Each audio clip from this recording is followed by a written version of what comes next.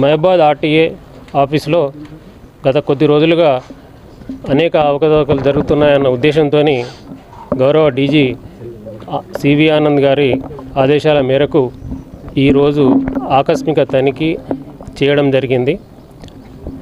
మేము ఇక్కడికి వచ్చి ఆఫీసులకు ఎంటర్ అయిన తర్వాత లోపల చాలామంది ఏజెంట్స్ 6 మెంబర్ ఏజెంట్స్ ఉన్నారు. వారి చేతుల్లో కాగితాలు, లర్నింగ్ లైసెన్స్ కానీ, ఫిట్నెస్ సర్టిఫికేట్ కొరకు కానీ, డ్రైవింగ్ లైసెన్స్లో కొరకు కానీ తీసుకొచ్చినటువంటి అప్లికేషన్స్, అలాగే డబ్బులు దొరికినాయి. వాస్తవంగా రూల్ ప్రకారంగా లోపలికి ఎవరిని ఎంటర్టైన్ చేయకూడదు. ఏదున్నా కూడా కౌంటర్ల ముందు ఉండే తీసుకోవాలి.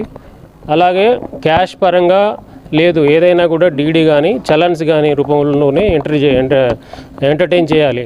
కానీ మహబూబాబాద్ ఆఫీస్లో వీళ్ళు డబ్బులు కలెక్ట్ చేస్తున్నట్లుగా ఇప్పుడు తెలుస్తున్నది.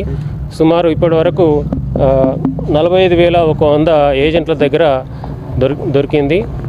అలాగే కౌంటర్లలో వర్క్ చేసే వారి దగ్గర కూడా గవర్నమెంట్ రిజిస్టర్లో పర్సనల్ క్యాష్ డిక్లేర్ చేస్తారు. ఆ డిక్లేర్ చేసేదానికన్నా చాలా ఎక్కువగా ఉంది. ఆ అమౌంట్ కూడా మేము ఇప్పుడు చెక్ చేస్తున్నాము. అలాగే డిటిఓ గౌస్ పాషా గారి డ్రైవర్ అయినటువంటి సుబ్బారావు ఆయన దగ్గర 16,500 రూపాయలు దొరికాయి. అలాగే కొన్ని బండి పేపర్లు, కీస్ దొరికినాయి.